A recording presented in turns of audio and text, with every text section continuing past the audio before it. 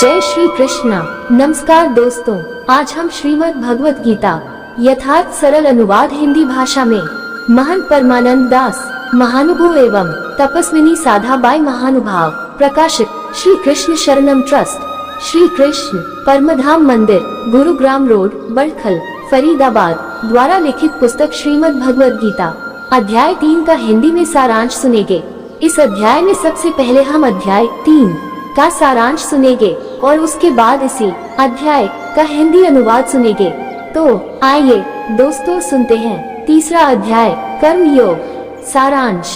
इस अध्याय में भगवान कर्मयोग और कर्मों के विषय में आगे विस्तार से समझाते हैं तथा ज्ञान योग में स्थित पुरुषों के आचरण के बारे में बताते हैं।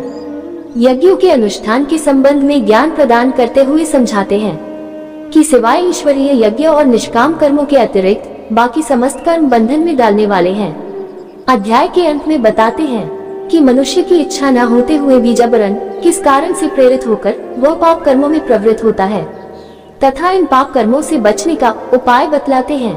कर्मों की गति अति गहन है। कोई भी मनुष्य किसी भी समय में क्षण मात्र भी बिना कर्म किए नहीं रहता और कर्म चाहे शुभ हो अथवा अशुभ दोनों ही बंधन में डालने वाले हैं। जो कर्म ईश्वर के लिए किए जाते हैं, जो निष्काम कर्म होते हैं और जो अनासक्ति पूर्वक किए जाते हैं, उन कर्मों के फल उत्पन्न नहीं होते और मनुष्य उनके बंधन में नहीं जकड़ा जाता, परंतु जो कर्म आसक्ति पूर्वक फल की इच्छा से किए जाते हैं, यहाँ तक कि जो दया करके दूसरों की सहायता के लिए या प्रशंसा अथवा मान प्रतिष्ठा के लिए किए जाते हैं, वो सब के सब मनुष्य को बंधन में डालने वाले होते हैं और उनका फल भोगने के लिए मनुष्य को नाना प्रकार की योनियों में जन्म लेना पड़ता है। संपूर्ण कर्म माया प्रकृति से उत्पन्न 3 गुणों सत्व, रज और तम द्वारा किए जाते हैं। फिर भी अज्ञानी जन जिनका अंतःकरण अहंकार से मोहित हुआ होता है, अपने आप को उन कर्मों का कर्ता मान लेते हैं।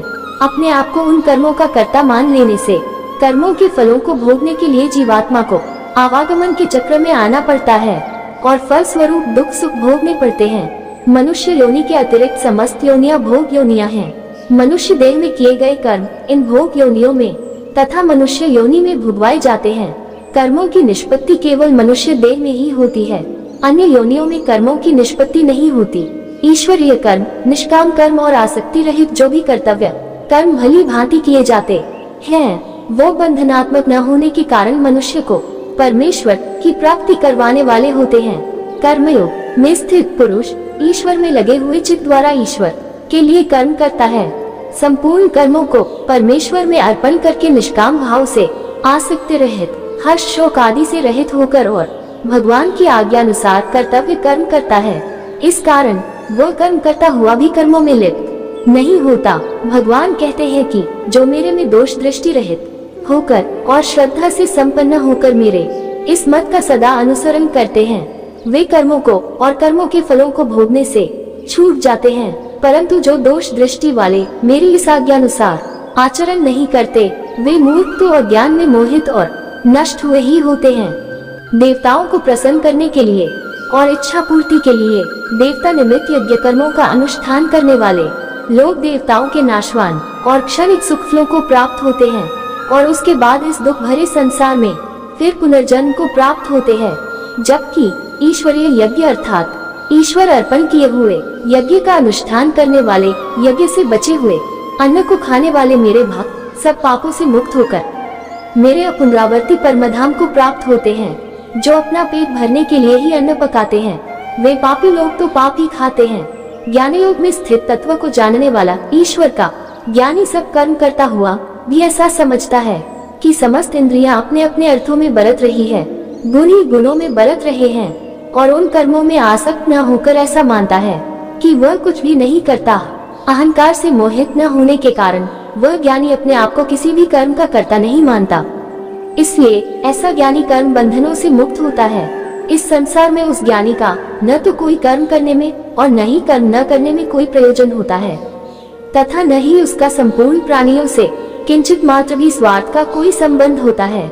इसलिए ज्ञान योगी सन्यासी निरंतर आसक्ति से रहित होकर ईश्वरीय कर्मों को भली भांति दोषों से बचकर करता हुआ परब्रह्म परमेश्वर को प्राप्त होता है।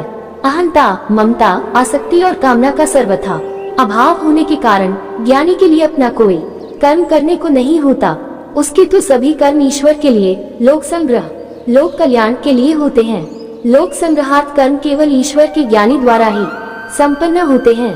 ईश्वरीय ज्ञानी को आदर्श मानकर कोई शास्त्र ज्ञानी या विद्वान या साधक लोक संग्रह नहीं कर सकता, क्योंकि जब तक स्वार्थ अज्ञान का तनिक भी संबंध रहता है, लोक संग्रह के कर्म पूर्ण रूप से संपन्न नहीं हो सकते। जनकादि ज्ञानी जन भी स्वार्थ रहित और आसक्ति रहित लोक संग्रह के कर्मों द्वारा ही परम सिद्धि को प्राप्त हुए थे। सृष्टि संचालन को सुरक्षित बनाए रखना, धर्म की व्यवस्था भंग न हो, ईश्वरीय ज्ञान का सुचारू रूप से प्रचार हो, इन सब को विधि पूर्वक करना और दृढ़ शासन नीति अपनाना लोक संग्रह कहलाता है। ज्ञानी के कर्म किस भाव से होते हैं, इसको कोई दूसरा नहीं जान पाता। इसी कारण ज्ञानी के कर्मों में अत्यंत विलक्षणता मानी जाती है। अर्जुन भगवान से प्रश्न करते हैं कि मनुष्य इच्छा न होते हुए भी जबरन किससे प्रेरित होकर पाप कर्मों का आचरण करता है। भगवान बताते हैं, रजोगुण से उत्पन्न हुई ये कामनाएं मनुष्य को बलपूर्वक पाप कर्मों में प्रवृत्त करती हैं। ये काम ही क्रोध है और सर्वभक्षक महापापी है, तथा इसके द्वारा ही मनुष्य का ज्ञान ढका हुआ है। मन, बुद्धि और इंद्रियों के द्वारा ये काम ज्ञान को आच्छादित करके जीवात्मा को मोहित करता है। ये ज्ञानी जनों का नित्य दुश्मन है। पाप कर्मों से बचने के लिए मनुष्य को पहले इंद्रियों को वश में करके जो बुद्धि से अत्यंत श्रेष्ठ, सूक्ष्म और बलवान आत्मा है, उसे जानना चाहिए। तदुपरांत बुद्धि के द्वारा मन को वश में करके इस कामरूप दुर्जय शत्रु पर विजय पाई जाती है। काम की उत्पत्ति अज्ञान से होती है। जब आत्मा और परमात्मा का ज्ञान मनुष्य में प्रकट हो जाता है, तो अज्ञान का मूल नाश और काम का नाश अपने आप हो जाता है। दोस्तों, अभी हमने इस अध्याय का सारांश सुना है। अब आइए दोस्तों, इसी अध्याय का हिंदी अनुवाद सुनते हैं। तीसरा अध्याय, हिंदी अनुवाद। अर्जुन बोले, हे जनार्दन, यदि आपके मत में कर्म की अपेक्षा ज्ञान श्रेष्ठ है, तो फिर हे केशव, आप मुझे इस भयंकर कर्म में क्यों प्रवृत्त करते हो? आप ज्ञान तथा कर्म के मिले हुए वचनों से मेरी बुद्धि को मानो मोहित कर रहे हैं। इसलिए आप उस एक बात को निश्चित रूप से मुझे कहिए, जिससे मैं कल्याण को प्राप्त हो जाऊं। श्री कृष्ण भगवान बोले, हे निष्पाप अर्जुन, इस लोक में दो प्रकार की निष्ठा मेरे द्वारा पहले कही गई है। सांख्य योगियों की निष्ठा ज्ञान योग से और योगियों की निष्ठा निष्काम कर्मयोग से होती है। कर्मों का आरंभ किए बिना मनुष्य निष्कर्मता को प्राप्त नहीं होता और न ही कर्मों के त्याग मात्र से वह सिद्धि को प्राप्त होता है। कोई भी प्राणी किसी भी काल में क्षण भर के लिए भी निसंदेह कर्म किए बिना नहीं रह सकता, क्योंकि सभी प्राणी प्रकृतिजन्य तीनों गुणों के अधीन हुए कर्म करने के लिए बाध्य हैं। जो मूल बुद्धि मनुष्य सभी कर्म इंद्रियों का ऊपर से हठ पूर्वक संयम तो कर लेता है, लेकिन मन से इंद्रियों के विषयों का चिंतन करता है, उसे मिथ्याचारी कहा जाता है। किंतु हे अर्जुन, जो पुरुष मन से इंद्रियों को वश में करके अनासक्ति पूर्वक समस्त इंद्रियों द्वारा कर्म करता है, वही विशेष रूप से कर्मयोगी है। इसलिए तू शास्त्र विहित निष्काम कर्म कर, क्योंकि कर्म न करने की अपेक्षा निष्काम कर्म करना श्रेष्ठ है, तथा कर्म न करने से तेरा शरीर निर्वाह भी नहीं सिद्ध होगा। ईश्वरीय यज्ञ के निमित्त किए गए कर्मों के अतिरिक्त दूसरे सभी कर्म मनुष्य को कर्मों के बंधन से बांधते हैं। इसलिए हे कौन्तेय, तू आसक्ति से मुक्त होकर ईश्वरीय यज्ञ के निमित्त ईश्वरार्पण कर्म ही कर। प्रजापति माया ने कल्प के आदि में यज्ञों सहित सारी प्रजा को रचकर उनसे कहा कि तुम लोग इस यज्ञ के द्वारा वृद्धि को प्राप्त हो और यह यज्ञ तुम्हें इच्छित भोगों को प्रदान करने वाला हो। प्रजापति ने कहा, तुम लोग यज्ञों के द्वारा देवताओं को उन्नत करो और वे देवता तुम्हें उन्नत करें। इस प्रकार निस्वार्थ भाव से एक दूसरे को उन्नत करते हुए तुम परम श्रेय को प्राप्त हो जाओगे। यज्ञों के द्वारा स्वार्थ रहित पूजित देवता लोग तुम्हें इच्छित भोग पदार्थ निश्चय ही देते रहेंगे। इस प्रकार देवता प्रदत्त भोग पदार्थों को जो पुरुष देवताओं को दिए बिना स्वयं भोगता है, वह चोर ही है। ईश्वरीय यज्ञ से बचे हुए अन्न को खाने वाले संत पुरुष सब पापों से मुक्त हो जाते हैं, और जो पापी लोग अपना शरीर पालन पोषण करने के लिए अन्न पकाते हैं, वे तो पाप को ही खाते हैं। समस्त भूत प्राणी अन्न से उत्पन्न होते हैं। अन्न वर्षा से, वर्षा यज्ञ से और यज्ञ कर्मों से उत्पन्न होता है, तथा कर्मों को तू वेद से उत्पन्न जान। और वेद की रचना में ईश्वर ही निमित्त कारण है, तथा सर्वव्यापी परब्रह्म सदैव यज्ञ में प्रतिष्ठित है। हे पार्थ, जो पुरुष इस श्लोक में इस प्रकार प्रचलित सृष्टि चक्र के अनुसार नहीं बरतता, वह इंद्रियों के भोगों में लीन रहने वाला पापी पुरुष व्यर्थ ही जीवित है।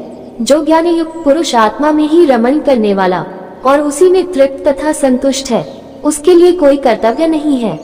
उस आत्मज्ञानी का इस संसार में न तो कर्म करने से और न ही कर्मों के न करने से कोई प्रयोजन रहता है।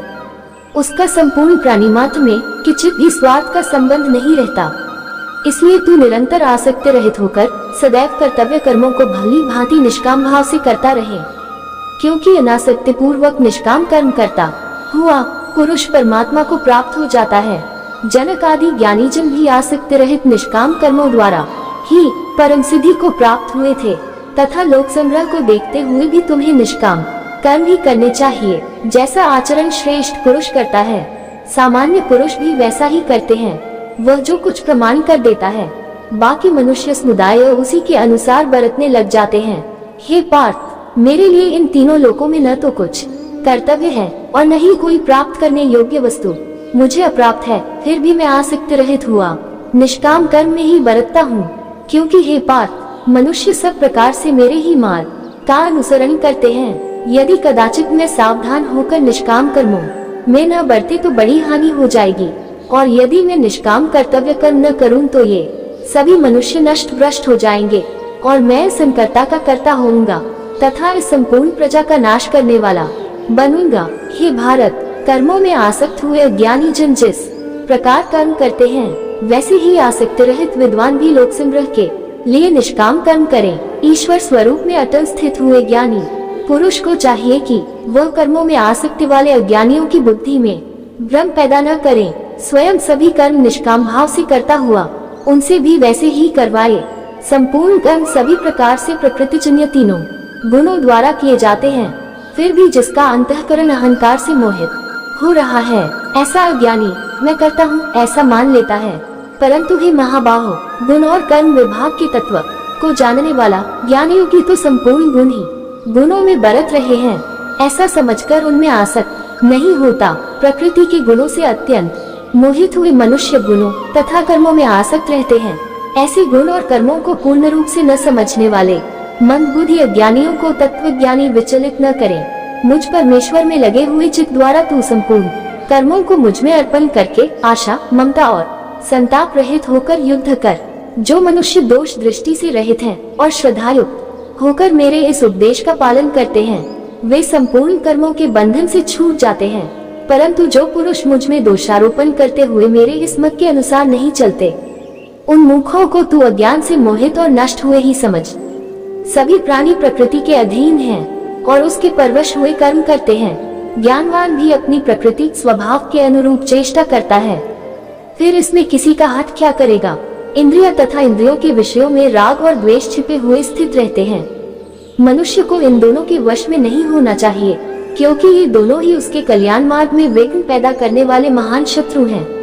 भली भांति आचरण में लाए हुए अन्य धर्म से कम गुण वाला एवं गुणहित भी अपना धर्म अति उत्तम है। अपने धर्म में तो मरना भी कल्याणकारक है और अन्य धर्म तो भय को पैदा करने वाला है। अर्जुन बोले, हे भगवान, मनुष्य इच्छा न होते हुए भी बलपूर्वक किससे प्रेरित होकर पाप का आचरण करता है। श्री कृष्ण भगवान बोले, रजोगुण से उत्पन्न हुआ ये काम ही क्रोध है। ये काम सर्वभक्षक महापापी है और इसको तू इस विषय में अपना वैरी जान। जैसे धुएं से अग्नि, मैल से दर्पण तथा जेर झिल्ली से गर्भ ढका रहता है, वैसे ही काम के द्वारा मनुष्य का ज्ञान ढका रहता है। हे कौन्तेय, इस अग्निरूप कभी न तृप्त होने वाले ज्ञानियों के नित्य वैरी कामरूप के द्वारा मनुष्य का ज्ञान ढका हुआ है। इंद्रियां, मन और बुद्धि इस काम के निवास स्थान कहे जाते हैं। ये काम ही मन, बुद्धि और इंद्रियों के द्वारा मनुष्य के ज्ञान को आच्छादित करके जीवात्मा को मोह में डालता है। इसलिए हे भरत श्रेष्ठ, तू पहले अपनी समस्त इंद्रियों को वश में करके इस ज्ञान और विज्ञान को नष्ट करने वाले महान पापी काम को अवश्य ही बलपूर्वक मार डाल। इंद्रियों को स्थूल शरीर से श्रेष्ठ, बलवान और सूक्ष्म कहते हैं। इंद्रियों से श्रेष्ठ मन है, मन से भी श्रेष्ठ बुद्धि है और जो बुद्धि से अत्यंत श्रेष्ठ है वह है आत्मा। इस प्रकार बुद्धि से अत्यंत श्रेष्ठ आत्मा को जानकर तथा बुद्धि के द्वारा मन को वश में करके, हे महाबाहो, तू इस कामरूप दुर्जय शत्रु को मार डाल। इस प्रकार कर्मयोग नामक तीसरा अध्याय संपूर्ण हुआ। कल फिर इससे अगला अध्याय लेकर हाजिर होंगे। तब तक सभी को जय श्री कृष्ण जी। श्री कृष्णार्पणमस्तु।